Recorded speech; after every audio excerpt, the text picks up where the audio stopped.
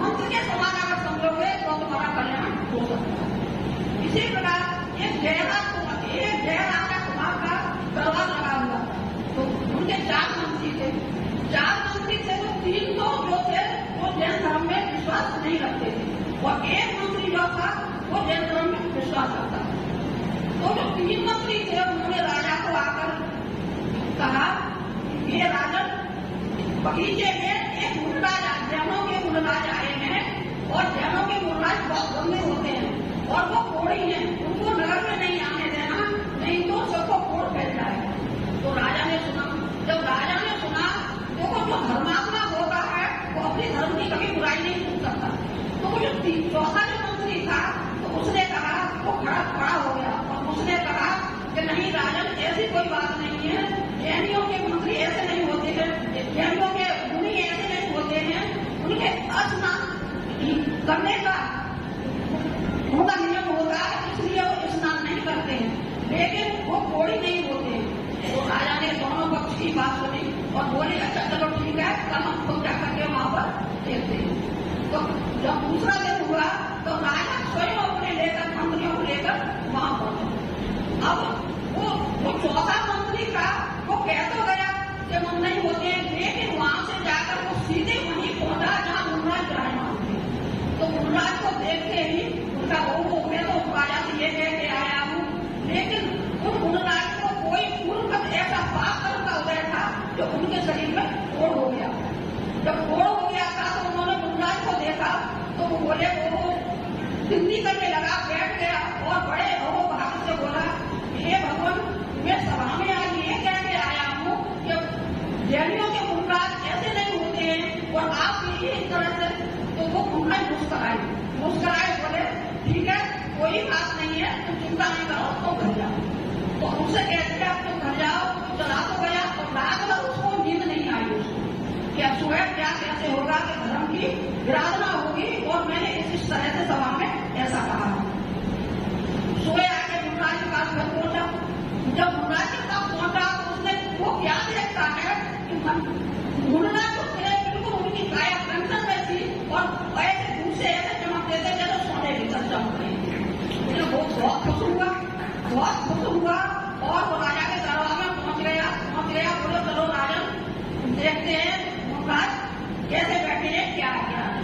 जब राजा अपने मंत्रियों के साथ जब वहां में पहुंचे तो वहां मुनराज को अपने ध्यान में लीन थे। अपने जब ध्यान में लीन थे, जब राजा ने देखा कि मुनि ने कहा, मुनराज ने कहा, हे भगवान, धर्म की बात है और इस शिष्य को आराध करता है धर्म पर। जब एक ही बात चौथे काल में लिखा है कि जब आपका जन्म वाले गर्भ में आने से पहले जब धरती स्वर्णमय हो गई थी तो मैंने आपको ध्यान के माध्यम से अपने हृदय में विराजमान कर लिया है, तो कौन ये मेरी काया स्वर्णमय हो जाए। तब इतना कहते ही मुनराज का जो बदन जो है, शरीर जो है, स्वर्णमय हो गया।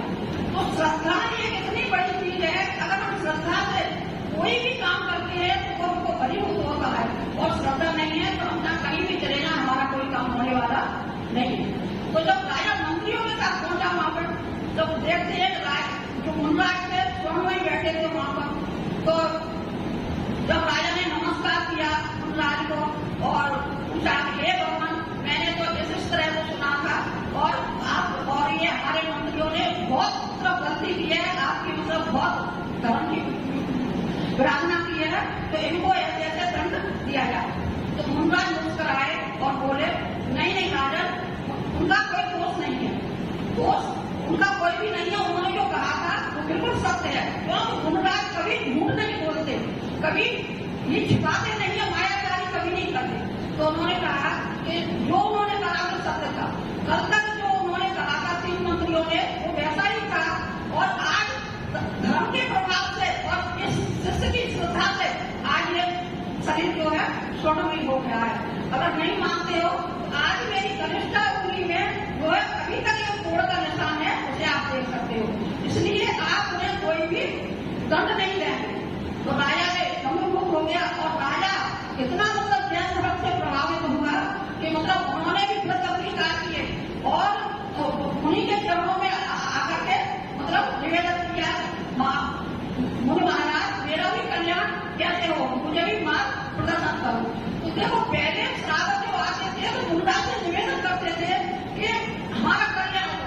आज क्या है, मुंडा आपका कल्याण करने की कह रहे हैं और आप दूर भागते हो। यही हो रहा है, नहीं हो रहा, यही हो रहा। महाराज कह रहे हैं आज रात्रि भोजन का त्याग करो। आपने कहा क्या कहा, हम बाहर से आते 1000 ऐसे मिसाल दे दोगे जो महाराज को बता दोगे हम इस कारण से नहीं ले सकते। वो क्यों त्याग करा रहे हैं आपको, रात्रि भोजन का क्यों त्याग करा रहे हैं? क्या महाराज को कुछ आपसे लेना जाना है क्या? कुछ नहीं। वो आपका ये संसार को भी जो आप इतना संसार बढ़ा हुआ है उसे निकालने के लिए आपको कोई नियम संयम व्रत देते हैं, आप ही झड़ जाते हैं। अब बाहर में आप आते हो तो रात्रि भोजन का त्याग है, नहीं है तो इतना दिन का ले लो, नहीं लेंगे इतने दिन की 1 महीने का लेंगे, उसमें भी 5 दिन का बाहर ही छूट गया। छूट क्यों रहेंगे कि बाहर जाते हैं? देखो बाहर जाते हैं अपनी जैन धर्म की आप अप्रभावना कर रहे हो, चाहे घर में ही एक बार हो तो रात्रि भोजन कर लो तो सही है। लेकिन अगर बाहर जाते हो आपको देखकर लोग क्या कहते हैं, ये जैन साहब है, जैन साहब है और रात्रि भोजन बाहर होटल में कर रहे हो। तो क्या कर रहे हैं आप, अपनी धर्म की विराधना कर रहे हैं। और घर में क्या तो गलत काम कर लो लेकिन बाहर नहीं करो। पहले देखो जब ब्याह शादी में जाते थे तो कोई जैन व्यक्ति होता था उसके लिए अलग से मतलब व्यवस्था की जाती थी कि ये जैन साहब है, इनको रात्रि भोजन नहीं करते हैं, इनको 6 बजे से पहले 5 बजे से भोजन उनको कराना है। तो आजकल क्या कहते हैं, नहीं हमारा सब चलता है। तो आपने क्या किया, अपने धर्म को नीचा कर दिया, आप भी उन्हीं में शामिल हो गए। ऐसे बोलते ऐसा नहीं करना, अपने धर्म की विरासत कौन कर रहा है, हमें लोग कर रहे हैं। जबकि हमको क्या करना चाहिए, चाहे एक बार हम घर में तो व्यवस्थित तो हमको कोई बात नहीं है, लेकिन हमें बाहर ये दिखाना चाहिए नहीं भैया हमारा ये नियम है। आपने मुसलमानों को देखा होगा, चाहे उनकी 2 बजे की नमाज है पढ़ने की तो अपना सारा काम छोड़ देंगे, लेकिन अपने टाइम से नमाज पढ़ने के लिए जाएंगे। हमारा क्या है, अगर मुनि महाराज को उपदेश चल रहे हैं और आपका कोई काम आ गया है तो आप क्या करोगे, आज नहीं कोई बात नहीं, अभी तो महाराज है नगर में, कल हम चले जाएंगे। तो हमारा दृढ़ संस्थान नहीं है, इसीलिए हमारा संसार इतना बड़ा हुआ है। अगर हमारा जिस दिन दृढ़ संस्थान हो जाएगा उसी दिन हमारा कल्याण हो जाएगा। और संसार में हम आए हैं, इसलिए आए हैं, मनुष्य पर्याय मिली है। मनुष्य पर्याय इसलिए नहीं मिली कि खाओ पियो और ठीक है, बच्चे हैं अब लोग 50 से ऊपर के हो गए, 50, 60, 70, 80 साल के तो हो गए हैं, उनको अपना थोड़ा सा मोड़ लेना चाहिए कि हमने जीवन में खाया है, पिया है, सब काम किया है। थोड़ा थोड़ा त्याग करोगे, थोड़ा थोड़ा त्याग किया, विशुद्धि बढ़ेगी, विशुद्धि बढ़ेगी, आगे बढ़ोगे। जब तुम खड़े हो और खड़े से पैर आगे बढ़ाना नहीं चाहते हो तो कैसे चल पाओगे? बच्चा जब छोटा होता है तो कई बार खड़ा होता है तब भी चलना सीख पाता है। और आप लोग क्या कर रहे हैं, जैसे खड़े हैं वहीं खड़े हैं और चलने की कोशिश नहीं करते। अब आटा सिर्फ आकर्षण हो गया है, कोई प्रश्न सुन रहे हो, एक भी जीव ऐसा कोई आया उसने कहा महाराज हमको ये नियम संयम हमको ये दे दो, किसी ने कहा नहीं, किसी ने नहीं कहा। क्यों? सोचा कुछ बिहार हो जाएगा, महाराज जी चले जाएंगे, महाराज जी का काम तो कहने का हमारा सुनने का। लेकिन ये अपना ही नुकसान कर रहे हैं। आप इस संसार में कब तक भ्रमण करोगे? अनादिकाल से 84 लाख योनियों में आप घूमते आए हैं और इसी तरह आपने नियम संयम नहीं किया तो इसी तरह से आप घूमते रहोगे और कोई कल्याण करने वाला नहीं। ये साधु संत नगर में आते हैं, क्यों आते हैं? जगह जगह भ्रमण करते हैं, क्यों करते हैं? इसीलिए करते हैं कोई भक्ति जीव अगर हो तो उसको अगर उसकी आत्मा को कोई चोट पड़े या कुछ पड़े तो वो हो सकता है संसार से बाहर निकल आए। इसीलिए भोजन करते हैं कि पूरा दिन तुम्हारा एक बार आग लेते हैं और कितनी बार 3 बार भोजन करते हैं। कर रहे हैं नहीं कर रहे होगा, सुबह दोपहर शाम। क्यों कर रहे हैं? क्यों कर रहे हैं? उन्हें तो अपनी आत्मा की मालूम पड़ रही है, हमें अपनी साधना करनी है, लेकिन तुम लोगों की अच्छाई के लिए कर रहे हैं। लेकिन तुम्हें ये लगता है कि हमें तो प्रवचन सुनने जाना है, प्रवचन सुना है और चले आए और कोई दूसरी। मेरा कहने का मतलब इतना ही है, अपना